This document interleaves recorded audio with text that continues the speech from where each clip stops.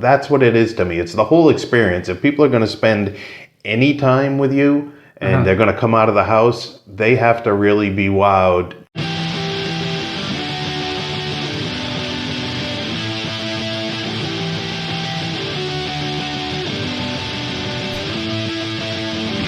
Hello and welcome to Where the Living Room Used to Be, a podcast about Rhode Island's music scene.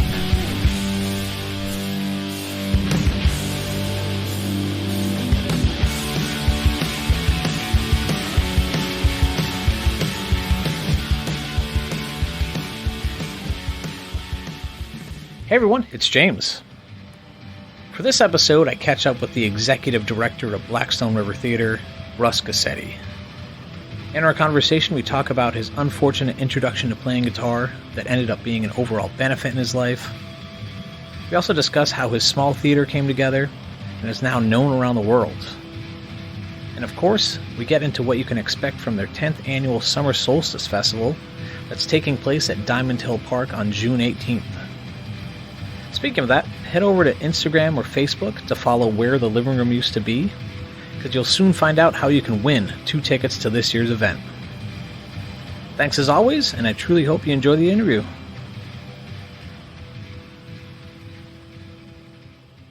To start, where did you grow up and what was your introduction to music? Absolutely. I actually grew up in Cumberland, which is right where Blackstone River Theatre is now as well. Grew up about 10 minutes north of here. And it was funny, James, because I used to, as a kid, I was huge into sports. I did baseball, football, all of that stuff, and was quite good at it up until age 12 when I hurt my hip and had it misdiagnosed as something, and I literally ended up on crutches for 7 months, which back when you're 12 feels like forever. Yeah. But the interesting thing is that's when I picked up a guitar. My folks bought me an acoustic guitar. Oh, wow. And I started messing around with it a little bit. They could see that I liked it. And they said, hey, would you like to take lessons? And I was like, sure. And that's my earliest memory. So age 12 to really 17, end of high school, I actually took lessons, individual lessons, with a guy named Jim Hall. He used to play with a band called Tulsa Queen over in North Attleboro, place called Alan Gregory's Music. So would go there every week and take guitar lessons from him. And it was nice building on. I had learned to read music from my mom, who played organ and piano at home and sang in a choir. So I had that background already. Yeah. But it was fun. It was very interesting. But everything as a kid, it was just on my own. I'd play by myself. You know, when I went home, and I was never in any bands. I wasn't in chorus or anything else in high school. Oh, wow. All right. Again, with the injury, I pivoted completely from being a sports guy to getting into the arts, and I became a visual designer. That was my main thing, is taking an art major in high school. So it was funny, but yeah, what kind of stuff were you playing then? Who were you? Were there certain artists you were listening to? No, he really gave me the fundamentals of scales. I would learn his country tinge. I'd learn some Allman Brothers stuff and Wichita lineman and all of that stuff, because this is what he knew. But he was great. He didn't push any kind of he wouldn't push any kind of music except to try to teach me a certain thing from learning it.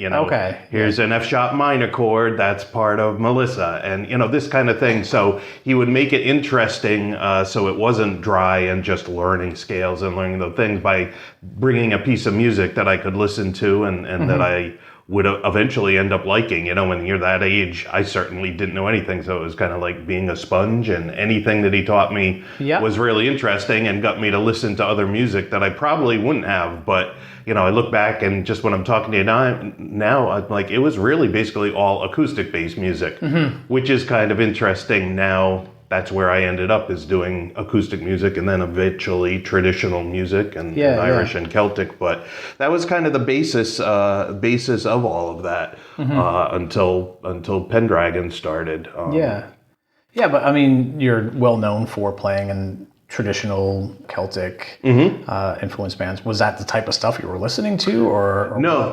How did you even get into that? There's the interesting part to me, and it's definitely something that I try to share with especially younger kids or high school kids. Is I'm Portuguese and Italian.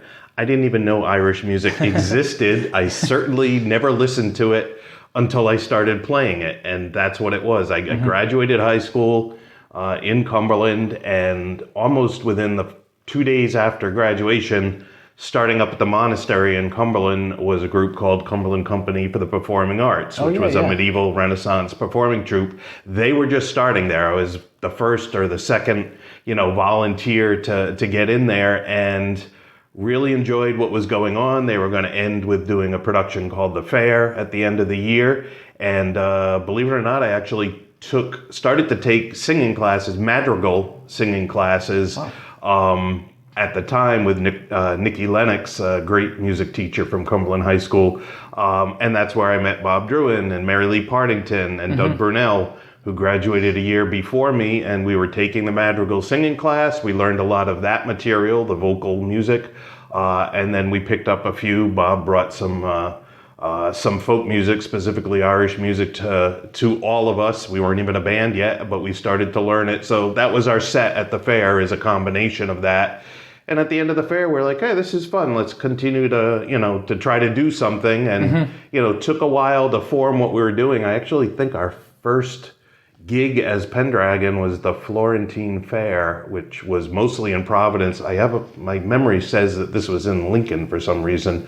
But that was the first show, and then we continued on from there, and pretty soon it became clear that that's what we liked. We liked Celtic music, we liked Irish and Irish traditional music, some Scottish music.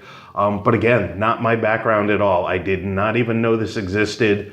All I knew about Irish music was not about the music. I was looking at the Celtic knotwork design, as I used to do calligraphy and all of that. So I was coming at it from a visual artist perspective, because that's what I did in high school. And that's what I did when I went to Rhode Island College. I was a graphic design major. So I was kind of looking at it from there, but I was like, whoa, hey, this stuff is really cool. I certainly had no ethnic background growing up. I was, Portuguese and Northern Italian, but none of that music was in my house. So it was kind of a tabula rasa for me. It's like anything that came in. Yeah. And then I started hearing the storytelling, and the songs were so fascinating to me. Yeah, it goes really deep with that there. It's pretty cool. And it's funny, I do look back, even as a younger guy, before I knew there was Irish music, but one of my favorite songs growing up was The Wreck of the Edmund Fitzgerald by Gordon Lightfoot. And I look back now and I'm like, well, that's like totally a ballad. That's like a traditional ballad. It's a storytelling song, and it's, the same kind of repetitive, just getting the story out. So it's funny that resonated with me even then, even though I had no idea what it was. But yeah, we continued on and, played a year at King Richard's Fair, and then just started doing regular gigs around Rhode Island. And we did quite well. We were able to, in the end, we played for 34 years as a band, which is an amazingly long time. Myself and Bob and Mary Lee were in the band the entire time. Wonderful whistle player Phil Edmonds from Providence was with us for 19 years. The great Ken Lyon was actually, a lot of people don't know that, but he was in the band for 2 different stints, but totaled 12 years. Yeah. So he brought his influences into the band for a while, and that was amazing. Because Ken, for those listening, he was like a famous blues guitarist, and absolutely blues rock guitarist, and soulful. He played everything. He was an amazing guy, and he really brought a lot of love of that tradition. He certainly did a lot of folk music in his time too, and he brought that love, and he kind of saw what we were doing in the energy, and he liked it. So it was an interesting combination. And we worked in then Josh Kane, flute player, who at the time was 16 when he joined the band, and that was fun to get a young musician perspective. And then for probably easily 15, 18 years, we worked with Kevin Doyle, who's a step dancer who we encouraged to become a percussion player as well. So when he wasn't dancing, he was performing with the band, and he became a great percussionist. So it's been an interesting, it was an interesting, time and different iterations of the band, different kind of styles, but I think in the end we recorded 8 CDs One of them was actually internationally released on Beacon Records, was the name of the label. Yeah. And you could find it across the world. That was actually produced by Johnny Cunningham. A lot of people may know him from the Rain Dogs. Oh, yeah. He was with a band called Silly Wizard, Scottish band, and just legendary performer as well as producer. Great guy who lived in New Bedford, sadly passed away, but he, it was great. We had a good time. We were very well, known and respected regionally, and played about as much as you could without being a full-time band, because that's the thing. At the end of the day, we all had other jobs and obligations, family and otherwise. But it was a lot of fun. And so, what year did Pendragon start? We started in 1983, so it was literally, I was right out of high school and did that year at the fair.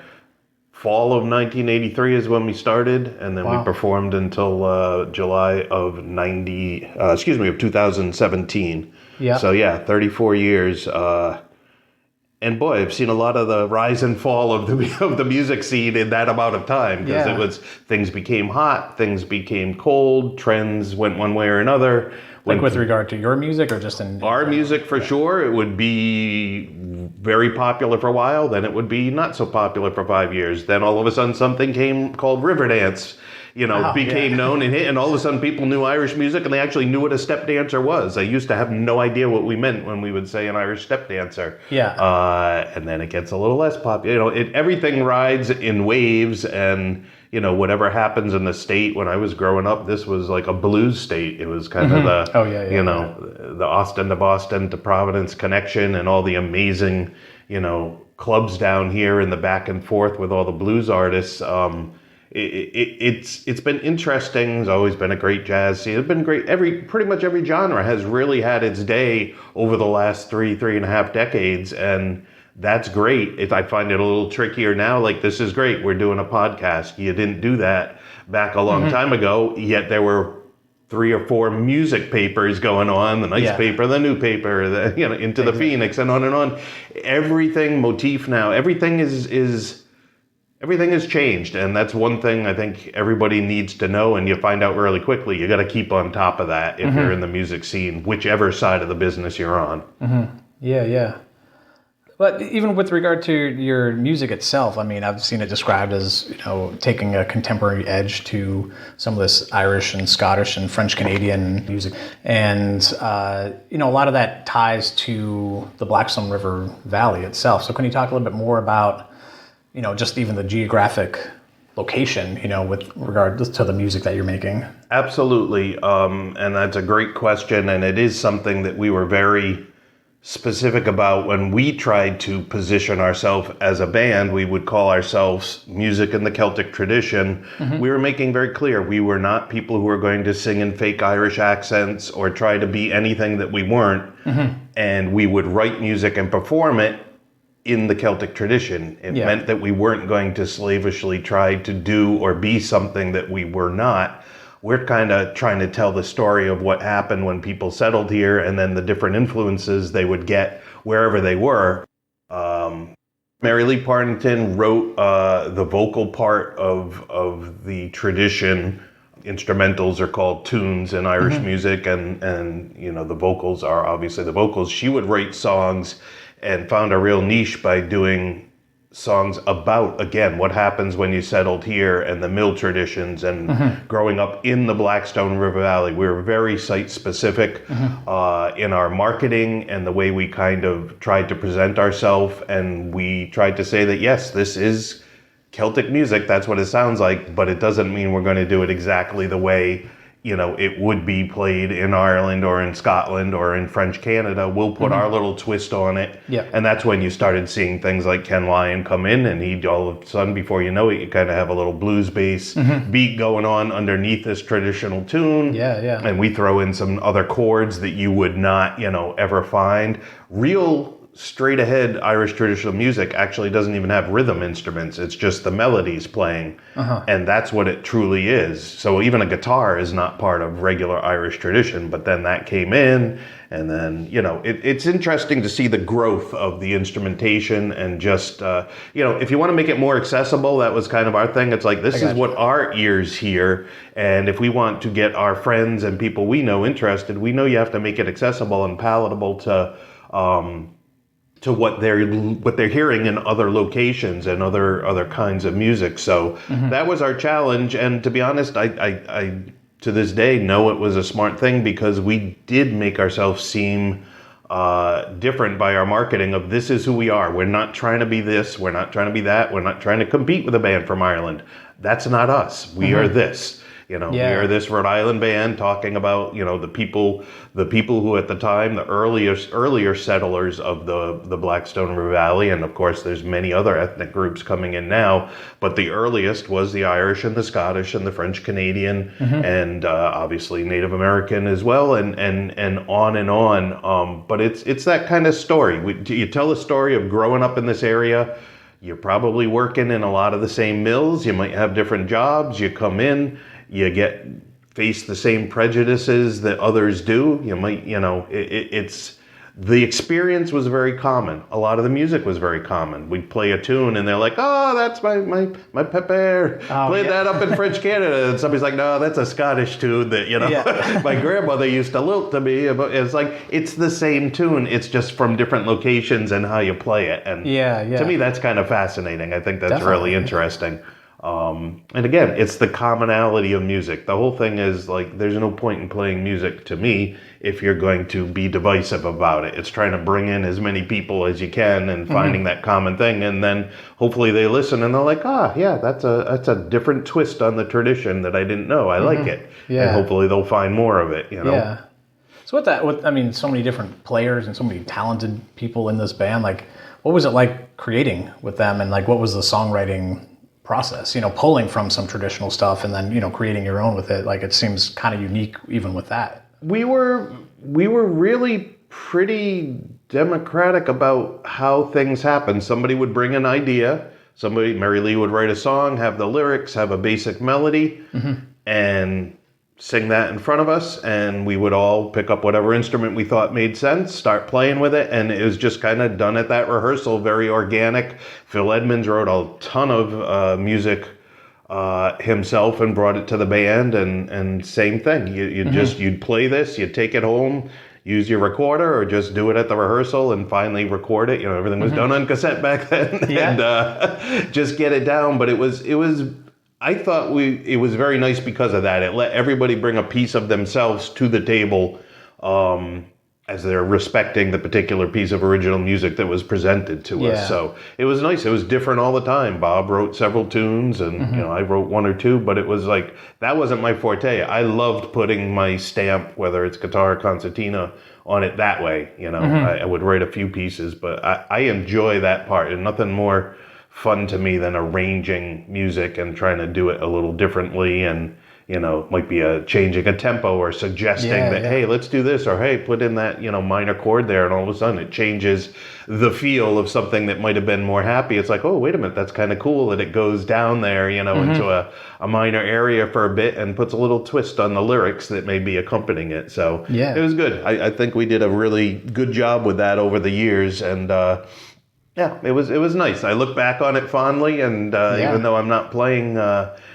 really barely at all anymore, I've taken a little siesta from actually performing just to run the venue. But it was great. It was great fun, and enjoyed doing it. Such a great state to play in, because it is small, so you can travel to several areas, but as you know, people don't travel, so you can play up in Burrillville this time, and play down in Westerly, and play in Providence, and play in Cumberland, and you won't see the same audience. So it's interesting, and there's just so many beautiful outdoor venues that you can kind of do that, as well as indoor. We did a lot of nice concert halls, and our St. Patrick's shows and all of that, but it was very fun. It was very fun. Yeah.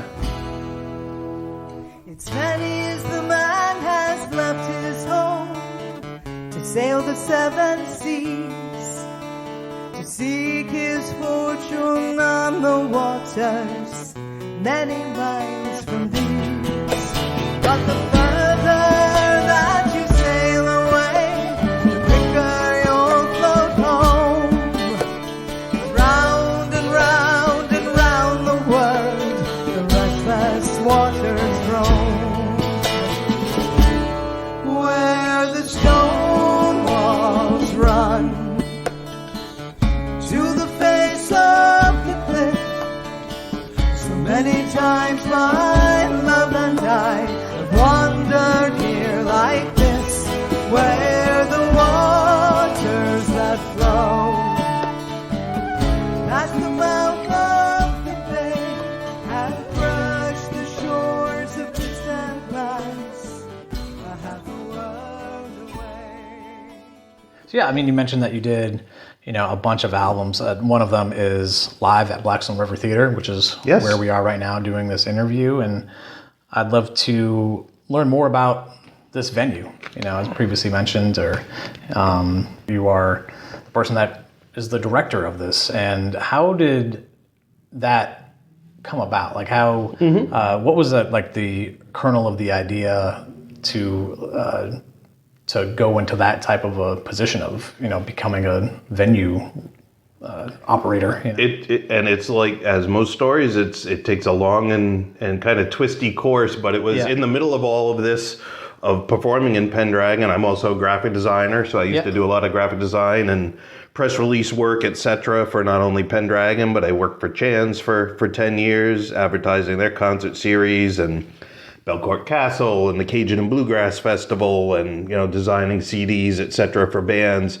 All of that together with the music that I played, I was kind of in this headset and had these bits of skills that all seemed to work together, which I then augmented. I joined the Valley Breeze newspapers, and I ended up working there for 20 years, just one or 2 days a week, but for 20 years, and saw the music business from that side. So with all of that going on, that kind of became a seed. Pendragon, and specifically Bob Mary Lee, used to put on, maybe 3 or 4 concerts a year at different places, under Pendragon. Pendragon produces, and we would do shows, whether it's at the Providence Library or we did used to work at the monastery with Cumberland Company. They do an outside series, Friar Tuck's Flicks for a Buck is what it was called, and bring in musical acts there and do some at the Cumberland Library. So we were doing, sporadic presenting under the arm of Pendragon for a while, and we decided at the time there was a building in Central Falls,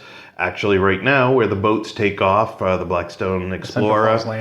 Central Falls Landing. And for those who would not remember, because it is a while ago, there used to be a one-story metal building attached to the original mill, which is still there. And that was run for a little while by Cumberland Company, and then they went out of business, and we took over that building to turn it into Blackstone River Theatre for a time, and we were there for 18 months back in, I think that was 1994. Did a 6-month renovation of that building and ran that for, it was about 100 shows that we did over 18 months, which was pretty cool, but there was, at a certain point, you could tell there wasn't really the support there at the time for it. And we started looking around and settled on the building that we are in now, which is a former, it was the Unity Masonic Lodge. So a former Masonic home that had been vacant for almost 10 years when we came here. And again, I grew up, as did Bob and Mary Lee, in Cumberland. So you'd drive by this. We are, for anybody who wants to know, we are where Ann and Hope used to be, tying into where the living room used to be. It's still on our directions on our website as that way. But we are in that area, and it had just been a vacant, really heavily vandalized building for 10 years. But we grew by it, kept driving by it, and approached the then mayor at the time and said, hey, we've got this idea, because we knew we couldn't, stay in Central Falls. And at the end of the day, they said, hey, if you can take care of the inside, we'll help you with the outside, and, do some of that work. And thus was a really amazing partnership between a town, which is Cumberland, and ourselves, and we started, which God knows if someone told me at the time, but ended up being 4 years and 2.5 months of volunteer renovation on this building because it was in such bad shape. Yeah. And we did most of it again by volunteer, except for the code work was done by volunteers. All the while, at the same time, we formed as a nonprofit because we knew we would have to get in some money, and raised money and did all of that. So it was this pretty amazing effort. And then finally we were able to open in the year 2000, fall of 2000. So we've been, well, we celebrated our 20th anniversary during COVID, unfortunately. And that put put about 18 months, 19 months of not being able to be active. But here it is now, 2022, and we're going strong, and we've really expanded the building, but we're now up. I do about 40 concerts a year. We have classes. We do traditional arts classes, a lot of music, a lot of dance forms, stone carving, you name it. A lot of different things, usually 5 days a week here, often on multiple levels of the building. So it's really quite active as an arts education center as well as the concert venue, as we call it. We call ourselves, because we really are, a cultural arts venue, because we try to tackle all these different things. We have a showcase of artwork in the gallery. We do community rentals when we have time and are able to open it up, whether it's a Cumberland Land Trust doing a wine tasting fundraiser or et cetera, but to try to be a good part of the community. And of course, we've been doing our Summer Solstice Festival, which is really our biggest outreach event. And we have done, again, we were going to have our 10th one a couple of years ago, and that got canceled. And we've now, last one we held was 2019. Super excited to finally be taking the plunge. We've got our next one, which we're still calling the 10th annual, because I'm not going to miss that. Third time's a charm. Saturday, June 18th. So the Summer Solstice Festival up at Diamond Hill Park in Cumberland, which is about 10 minutes north of the theater. And couldn't be more excited. It's incredible. I've been able to go several years with my family, and it's just super well-run festival, super friendly festival, and it's a great way to be exposed to a lot of this different music, even within, if you're a fan of like a certain artist, like you're bringing in these top caliber artists from Canada, from, I'm actually not sure of the lineup this year, but I know in the past, people from Ireland you're bringing over. Absolutely. It's just a great way to be exposed to this music. Diamond Hill Park is a wonderful place just to spend the day. I'd love to have you talk a little bit more about this year's festival and what people can expect with that day. Absolutely, and I know you have come to it, and it's honestly, that's, as we always say, whether it's the theater or the festival, that's our best friend is word of mouth, because it's tough to describe these events unless you actually witness them. And I'm still always amazed what we pull off up at the park, because there's nothing there. There's no infrastructure really existing. We bring everything. We bring in all the staging, all the tents, all of the sound gear, all of the booths. And it's an 8-hour festival. It goes 11 to 7 o'clock. We have 4 different stages that we create, so they are all running at the same time. Every band basically plays 2 times a day, usually at different stages, and there are usually, I think we're right about at 40 craft and food vendors now. Wow. So there's lots to be able to see, and that kind of lines the paths as you go. There's some children's activities, sand art and face painting, and Marvelous Marvin will be there with his circuits art skills. And nice. We try to make it, as you said, it is family friendly. It really is good for everybody. And the nice thing about the park is that it is very walkable. Yeah. And you can get to these stages, within a minute and a half, walk. Yeah, it's not super spread out. It's not really spread out, but shaded, a little bit less of that. A little bit of beaver damage this year. Okay, all right, sorry. But yeah, there are certainly shady areas, and we do try to, we've carefully positioned the stages as best we can for not only shade but just for the acoustics, so there's not as there's always overlap at festivals, but we've tried to make it so there is as little as possible, so people can really hear each stage. And I mean, the main thing is, it is, like I say, an 8-hour festival for the cost of a single ticket, and actually less than many single tickets, you can be there for the whole day. And that is exactly why. This is our outreach event. We get to go to a big space. You could fit a bajillion people there if you really wanted to. And it is free parking. I always tell people that as well too. But you're right. It gives you a taste of a lot of music. And even if you know some of the music, I try to get a lot of the bands that people don't get to see very often or often at all. Several times there are debuts of people. And I also try to feature some of it's always been part of my ongoing goal to get younger performers in at both the theater and the festival and balance that out with the people who've been playing for decades, some of who are actual legends in the music. But it's that nice mix of ages and, again, their takes on the music, how they actually perform it, that I think is fascinating. And we do have quite a bit of that. We have everything from, our local favorites with that Ward Donnelly trio, the Eastern Medicine Singers. We like to open up our festival all the time with the Algonquin music with Daryl Jameson and his group. On stage, Torrin Ryan, who is a young uilleann piper who kind of grew up here at the theater, and he is now a 5-time All-Ireland champion on the uilleann pipes, which is the Irish bagpipes. We'll be performing a set with Kevin Doyle, who is NEA fellow, so he's an Irish step dancer who has achieved, really the top acclaim you can get nationally. Will be here, and he'll be guest dancing with a few people. And then we've got the Mary Black Band. She is a gifted, award-winning Scottish fiddler from up in the Boston area, who will be here. Returning again, Janta Corum. We try to bring in, as you said, different bands. They are from Quebec. Nice. Be coming down, absolutely dynamic band. We've played at the festival and also at the theater before. Runa will be opening and closing the festival. They're an incredible 5-piece band from the Philly area. But really kind of known as, I think they're 13 years into it, and really one of the top kind of super groups in Celtic music now. Okay. Great vocals, great music, some step dancing with them as well too. Also locally, the Vox Hunters, Armin and Ben, will be here performing. A 4-piece group called Windborne, which does all a cappella music, which is really interesting. 4-part harmonies to kill, to die for.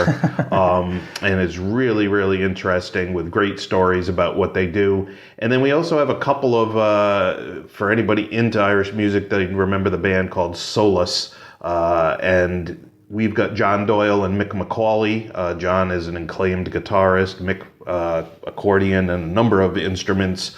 Will be there. They were both in Solace. And Winifred Horan, who is the fiddler for Solace and co-founder along with John, she's got a brand new quartet coming, and they will be there. I mean, these are really some of the top musicians that you can see. And then we also have that local angle again with, harp with Mary King and guitar with Ed Sweeney. Bob Druin from Pendragon will run the Irish session, where interesting part of the festival where we invite patrons to come in and actually play at the Irish session. And quite often, and usually, musicians, once they're done with their sets, will stop by for a little while. So you get to actually play with the performers, which is kind of an interesting, interactive angle. Tiernanog Irish Dance, which is our local Irish dance troupe here. And we do have a special tribute set called The Music of Jimmy Devine. And Jimmy was a wonderful fiddler who passed away, sadly, last year. It'll be almost a year to the date where he passed. And we've got 8 of his top friends here who would play with him all the time, and also his daughter, Hannah Devine. But they'll be performing a tribute set of music that Jimmy wrote, tunes that he wrote, as well as ones that he really loved to have performed when he would play. So I'm really looking forward to that. There's again some of the real top players and people who are dear friends will be there for that. So really something for everybody, and it's just it is a gorgeous park. If it's all about the weather though. If everyone does a little sun dance, I'll be very happy. And you can get tickets to this now, right, at Riverfolk? Yep, riverfolk.org, and they are online. And they will, of course, be available at the gate as well, but you can order them online. And we also, I should mention, we do also have, so after this festival, this 8-hour festival is done and we've packed everything up, a bunch of us head here. All of the performers will head back to Blackstone River Theatre, and we have something called the After Festival Music Session. And I do sell a very limited number of tickets, just sell 80 tickets to that event. Complimentary food, a cash bar. But the main thing is, for 3 hours, all of the musicians are here playing together. So you get literally all of these top bands, and you might have 35, 40 people playing at a time, playing some of these common tunes or trading off a particular kind of music. It is absolutely amazing to witness, and it's something that sells out every year. We still do have tickets because it's been 3 years since we've done it, but so highly recommended, and it's really, that's what it is. That's all about the community, and this really kind of shows that. Yeah. A lot of fun. That's 8:30 to 11:30 at night.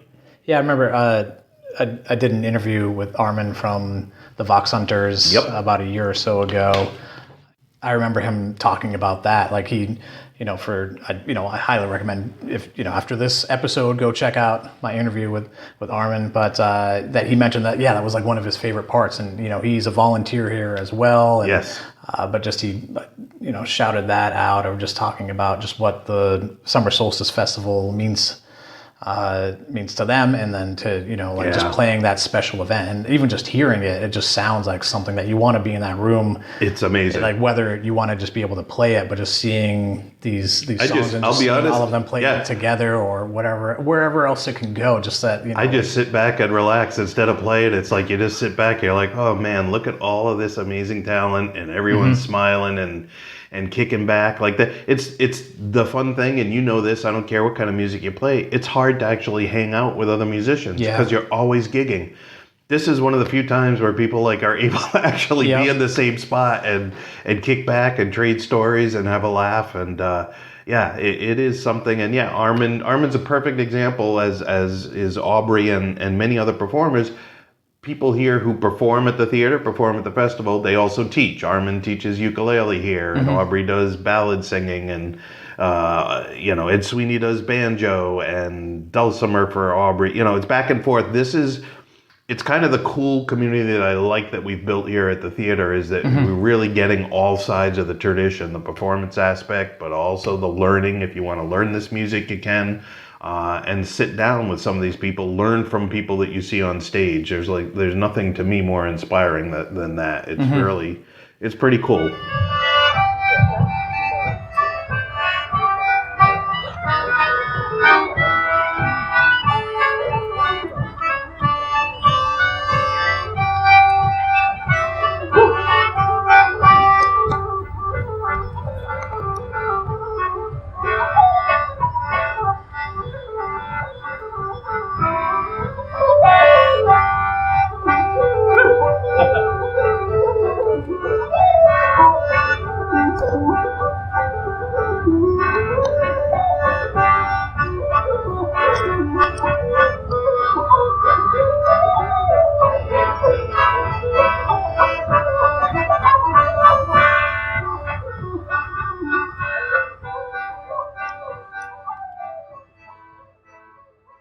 With that, I would also say, from my perspective, what you've done and what you've been able to build has really put a flag in the ground for Blackstone Valley, for Cumberland, Rhode Island, with that whole genre of music. That if you're a Celtic music performer, or or anyone, it just seems that they know of this place because of you, and it becomes like, and I'm saying that because I look at the tour itineraries of these people that are coming through and be like, such and such is coming over from Ireland, and they're playing here in Boston, they're playing there in Philly, DC, wherever, these major market places. Absolutely. And not to diminish what this is, but it's like Boston, Cumberland, Rhode Island, Philadelphia, New York City.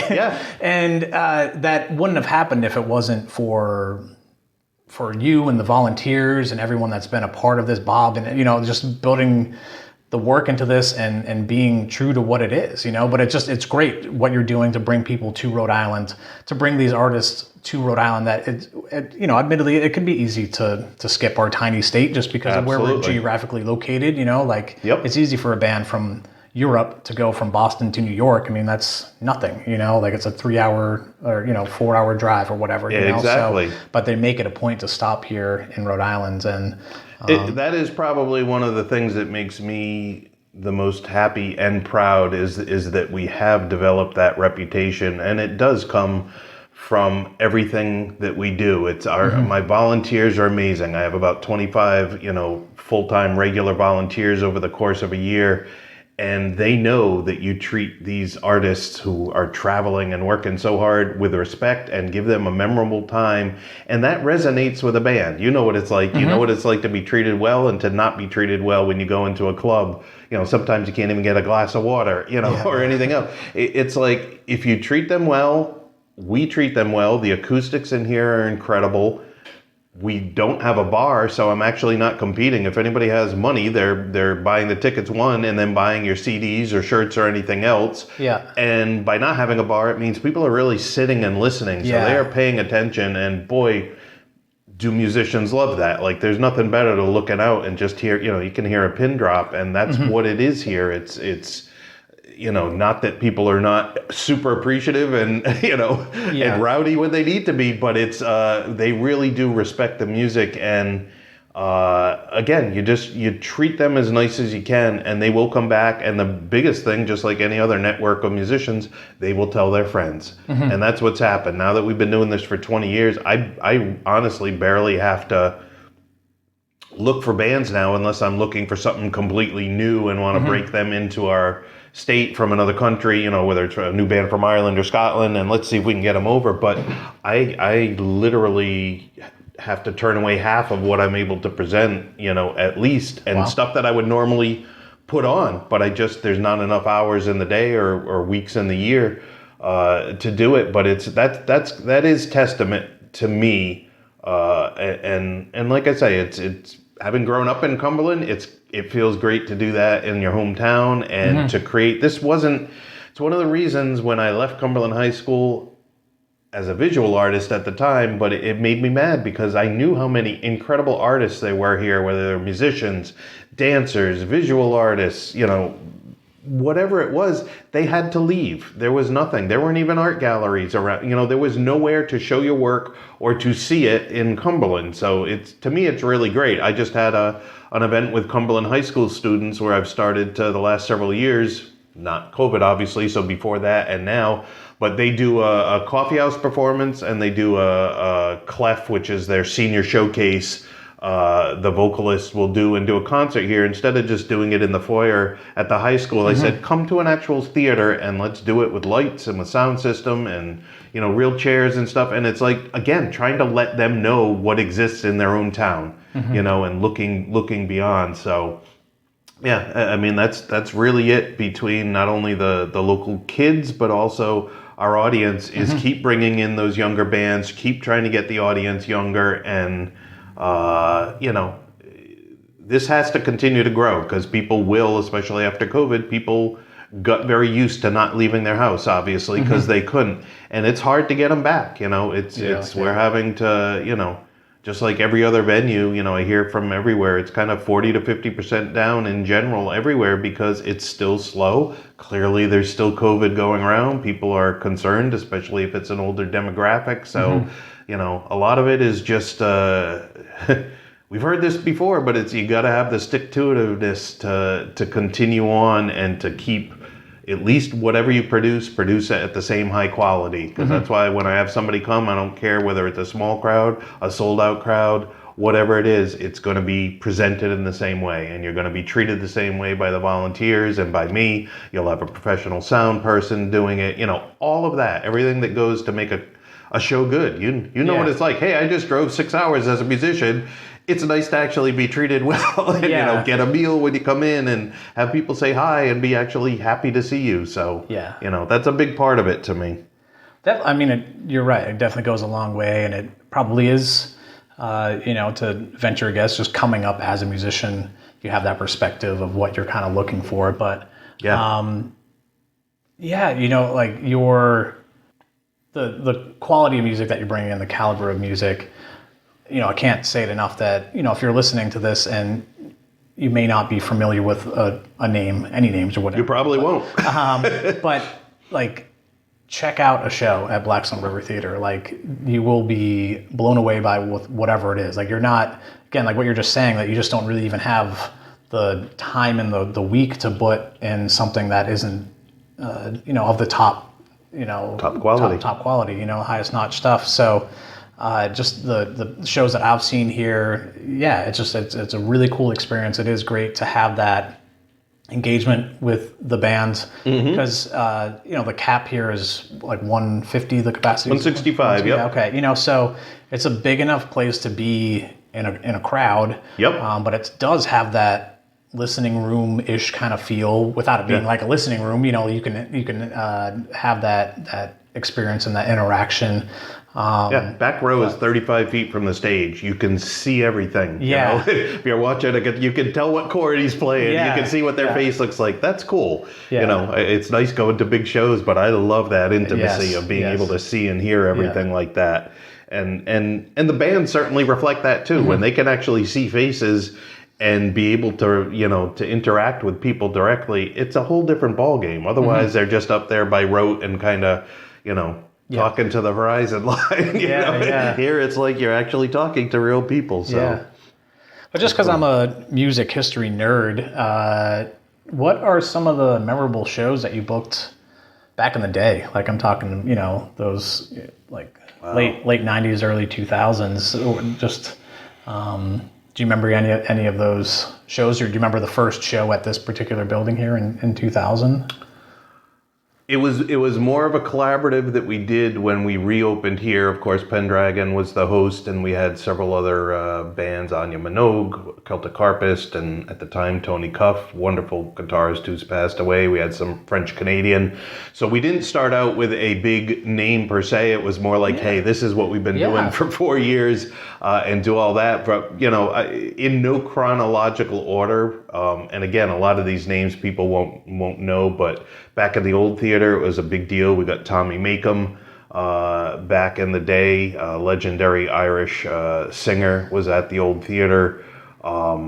We've had, I did have Dave Van Ronk here before he passed away, not long before he passed away. That was incredible to see him, legendary blues and folk icon, was down. And again, there's so many top Irish and Celtic names that I know people won't know. But if you look up somebody like Dougie MacLean, who's a legendary Scottish singer-songwriter, he is I can book him on a Monday or Tuesday, and sell out this room 3 weeks ahead of time at the highest ticket price I feel comfortable doing. And it happens all the time. He's just that kind of guy, as one single guy. And he is incredibly well known. Wrote a song known the world over called Caledonia. But he also did the soundtrack for Last of the Mohicans. He did music for Titanic. Like, he's a big boy up there.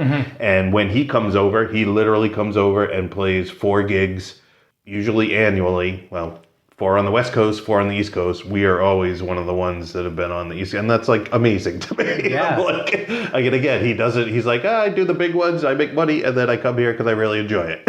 Yeah, it's perfect though. And so it's nice, but no, it is tricky, and that's, again, many big names that I would know, but it would be like saying John Smith to most of the audience, which is also why I don't have a big sign out front for the bands that are coming up. I'm like, people will just crash their cars and they're not going to know who it is anyway. So try to be considerate, cause less accidents. No, my whole thing is like, take a chance on it. People who come here, I think now after 20 years, or if they know me, I don't book anything except really the best music. And people, I try to describe it, in my press releases and on the website. I always have video clips when you click on the picture. That's how you know. If you feel like you want a taste of something, just check it out that way. Because just as a point, like, you are, covering more broadly. I mean, we've been talking a lot about Celtic music and stuff in that, but you have booked a lot of folk music. Oh, absolutely. They're bringing in more acoustic bluegrass blues, now. bluegrass. Yeah, so it's not, again, to those No, it's that are not. I listening, bring it's in not a lot only of that, yeah. Scandinavian music. I've been trying to do that over the last several years. Do occasional classical, all these other styles. I will certainly mix them in, even though, if I look into it and people think it's a lot more, but it's usually about 60 or 65% are Celtic, and then the rest is other music. So there is plenty of stuff, that is there that is a little different. And again, some people think they know what Celtic music is, but again, depending on who's performing it and what they're doing with the music, you're going to hear as much, bluegrass and, traditional old time styles in somebody who says, we're Celtic musicians, but it sounds completely different, and it may be the kind of music you already listen to. So to me, that's great. It's a great gateway to learn other music and to see what other top musicians are doing with the music is pretty cool, and seeing their influences and how they put it together. Yeah, well, one other thing I wanted to bring up, we've known each other for quite a while now. We serve on the board of the Rhode Island Music Hall of Fame, and which we can talk a little bit about that. But I really wanted to talk to you more about the Tune In and Tune Up program, just because I think it might matter to people that are listening right now. So can you talk a little bit more about that specifically? Which is a program of the Rhode Island Music Hall of Fame? Yeah, and it is. It began as a committee of the Rhode Island Music Hall of Fame. We're all on the board, as is DC Culp, Don Culp, local drummer who's now playing full time with Beaver Brown. And it would always come up, as you know, if you're in the music business, we're throwing constant benefits for musicians who get sick and have no money. That was always the thing, and at least now there are GoFundMes. It's a sad statement that GoFundMes are probably the biggest fundraising mechanism in the country at this moment, but we were like, what can we do? And it's a big problem. We knew we couldn't get into insurance except to point the way and say, hey, we really wish you had it, and go check it out, and here's some access. Yeah, it's too big. We can't handle that. It was all about awareness. So yeah, Tune In, Tune Up was a Rhode Island Musicians Health Awareness Program that we set up to do exactly that. We started and tried to offer different workshops and symposiums, came up with a website that had information. Basically just tried to tell people, hey, take care of yourself, go get a physical once a year, do this, and at least know that there is help out there. If you don't let it be too late. And that's what it is, because that's cleaning up after the fact and just doing benefits. We'll all keep doing it, but it is frustrating when you know that people just ignore something for a while, or just have not enough money working as a full-time musician to actually have insurance, and then that spirals and gets out of control. And so, we're doing the best we can. We continue. We started out doing the Unity concerts down at the Ocean Mist when we began, and there's actually another show going on. We work with Dr. Al Perini is on is one of the co-chairs, and he is offering for the second year. They have a big music festival that's happening June 11th. That information will be on the Hall of Fame website as well too. But that becomes a partial fundraiser for Tune In, Tune Up as well. But it is tough, and especially during COVID, not much happened with many organizations. The one thing we did, because we had raised enough money over the previous few years, and again, this is something to me that was tangible, and again, I think we can be really proud of as Tune In, Tune Up, but also the Hall of Fame, is we ended up giving out $11,000 of Stop and Shop food cards in $100 increments, and just made sure that, hey, if you are a musician of any kind in this state, and you can show that you lost gigs because of COVID, which of course everybody did. But we had to vet it a little bit and make sure that it was somebody who was a working musician. You got the card, and we were able to do multiple cards for certain people. And that is something that we'll continue to try to do, because it's a safe thing. Everybody needs food, and that's one thing you can't afford. And the nice thing with the Stop and Shop cards are you can't buy alcohol, you can't buy cigarettes. So we know it's at least going towards healthy habits, and that's what we're going to try to do, is continue to talk, and here's some healthy eating habits, and here's some different, a lot of it is about information, because that's all we can do. Just like the Hall of Fame is a completely all volunteer nonprofit, Tune In Tune Up is even more so. It's just a committee of that, and none of us got paid. And it's a monumental, effort to go forward, and we'll keep trying to do it. But it can be very frustrating because musicians still often are not proactive and don't really, even when you try to hand feed some of this info, they don't always help themselves. Or for a while, we're like, give us a call. We'll give you $25 here's your copay for a annual physical. And I think we had like 3 calls. Okay. So it's really, it can get frustrating. You're like, we're trying to help you help yourself. And, there's no easy answer to it. And, it's easy to get overwhelmed. You look at the opioid ongoing crisis that is horrible in Rhode Island. It's on and on. But anything we can do to help and try to get people to pay a little bit more attention, that's certainly part of it.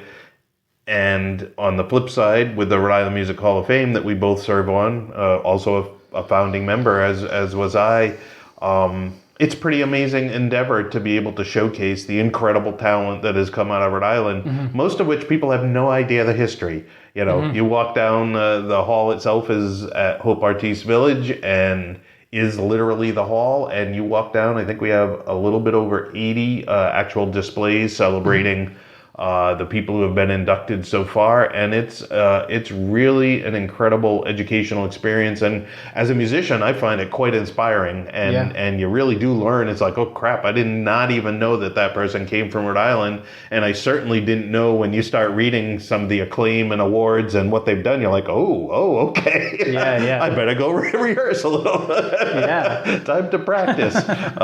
It's amazing, and it's I think it's an important thing because it's giving some validity and raising the profile of people who have worked so hard. They love what they're doing. Obviously, that's why everybody's a musician, but it's a lot of people will toil away, and it's nice.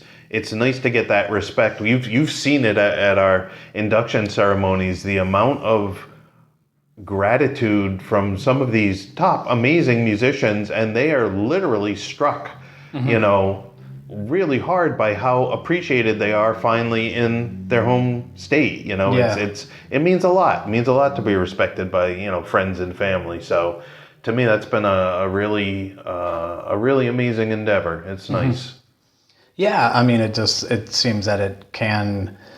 I don't want to speak for the people that have been there, but some of them have won Grammys, have won a lot of these other high awards, and I wasn't at the Grammy Awards when they got it, but it does seem that there's something that is different about being recognized by the peers that you came up with. Yes. Kind of reflecting back to that like core of who they are as a musician, of like, I grew up, such and such a person. I grew up playing guitar in my parents' living room, and that kind of comes together here, where it might get, glossed over at other awards because it's looking at, their current achievements or their and the amount of record sales and all these other types of things. Where it's just this very homegrown thing. Yes, that's the exact word. Yeah, volunteer board of, we're mostly musicians, not all musicians, but many of us toured, many of us, we run venues, we'd have all these other things. So we're coming from that perspective, and similar to what you're doing here at Blackstone River Theatre, like you kind of know what aligns with musicians itself. And there's something that is different about that, and it's an honor to be a part of it. And then, again, with the Tune In and Tune Up program, I mean, that does hit so close to home, just because there are, unfortunately, there are choices that need to be made with the world that we live in, or the country that we live in. Like, there isn't a whole lot of support. So it's like, if you need to work a certain type of job to have the time off to go on tour or to be a working musician, those jobs, and there's nothing wrong with those, what those jobs are doing. But if you work at a coffee shop, they probably don't have the infrastructure to pay for insurance for these part-time people. So where's that gap, And correct. It's a huge thing. At least, I'm grateful that this organization exists, just to hopefully bring a little bit more light into it. Hopefully, we can get a few more people to, go get a annual physical, or we've done stuff with getting ear protection, or any of these other things that might not really be thought of. But when I've been playing for 25 years, my hearing is not awesome, and there's nothing I can do about it except try to protect it now. So what can we do about protecting it now rather than it just getting even worse when I'm playing for 40 years or later, so it's really important. And there's information at tuneinandtuneup.org. So highly recommend check that out as well. But this has been amazing, Russ. And I just have one more question for you that I ask at the end of every interview here is just, what would you say has been your greatest musical accomplishment to this point? I can say without a doubt that it is creating the space that is Blackstone River Theatre, that has already happened and that is ongoing. And the fact that we are really doing something that nobody else is doing in this area, and have become respected and known from the outside for doing it. It's, what it's like. You can't be all things to all people when you're a venue or when you're a band or anything else. So you try to find what you love, which motivates you, and you do that and you do it well and try to find like-minded people. So, as much as I absolutely enjoyed performing for 34 years and all that came with that as a musician, it's really providing because I think they're going to be less and less venues over time, and specifically when you're talking something that is not a bar and that is not a huge place where it's not a 500 or 1,000 or 1,500 seat auditorium. That's a different level and it's a different feel. This is truly a listening room that is all about the music, and that's why it's here. And I love the fact that we combine the classes, so it's also the teaching aspect of it. I'm trying to, we try to be so professional yet still very simple, and it's, as you mentioned, that homegrown feel of things. It's I don't want it to ever feel stuffy, and I don't want it to feel anything else, but we're going to really present it well. It will be, you will have the cleanest bathrooms you will ever see. You will have the best sound that you'll ever see. You will have the best and nicest volunteers helping out. That's what it is to me. It's the whole experience. If people are going to spend any time with you and they're going to come out of the house, they have to really be wowed for them to come back again and to tell other people that. And that's what I'm looking for. I'm proud of the fact of what we're doing. I'm really proud that we give a location for musicians, whether they're traveling musicians or people who live locally, to play, because the people I book don't have a lot of places to play. There's not a million, there's not a million venues that will book the kind of music that we do. And I like the fact that I can book, a harpist from Wales to come in and know that I'm not trying to fill the room. I just want to get them an audience because they're amazing world-class players and nobody's heard this music, and let's do that. Let's give them a place to do it. And it may be, they may come over and play in New York and we might be the only other spot, but it gives them another spot and makes it possible. So, I think that is, running a venue, there's like nothing cooler, and I know you witnessed it as a musician and also being in an audience. That moment when a band is playing and they really connect with an audience, I mean, it's always there in the room, but there are certain moments where it's just like, whoa, you just feel that incredible spark, and that's really what it's about. It's like when they really connect, and in a small room like this, you really can interact that closely. It's special. It's really special. And that's kind of, I think, what really drives me. Yeah, well, you're awesome, Russ, and big inspiration for just your drive and what you've been able to create, both musically and with the venue here. So thank you so much for your time, Russ. It's really cool to talk with you. I really appreciate it, and and I said this before, but I'll say it now. I love the fact that your podcast talks to all kinds of musicians and gives a chance to answer and ask some of these big questions. But everybody's perspective is different, and if we all just learn a little bit, and again, it's just like me. learn what other people deal with and what they think, and like you get to know them better, and you can hopefully understand them better, and that lets us all kind of interact, moving forward in a way that's best for all of us. I do have to say out my last imparting thing, because it is something that I've lived with. I think the best advice I could give to somebody in anything really, but certainly being a musician, is just be open to things that happen that are not what you plan. I think of my life and I'm like, oh, okay, I dig sports. Oh, I hurt myself. Now I play guitar. Oh, now I just found a band. I just played in a band for 34 years. Oh, but I'm also a visual artist. I guess I could do that for a while. Yeah. I could combine those two things and actually start running a venue. I never planned to run a venue, but you just leave yourself open to the path. And it's like, because it's if I started out trying to do this, I wouldn't even know where to begin. But, it's kind of like, don't block yourself off to the possibilities that do arise. It's like, if you keep doing the work that you love, it will find you. I think that's it more than anything.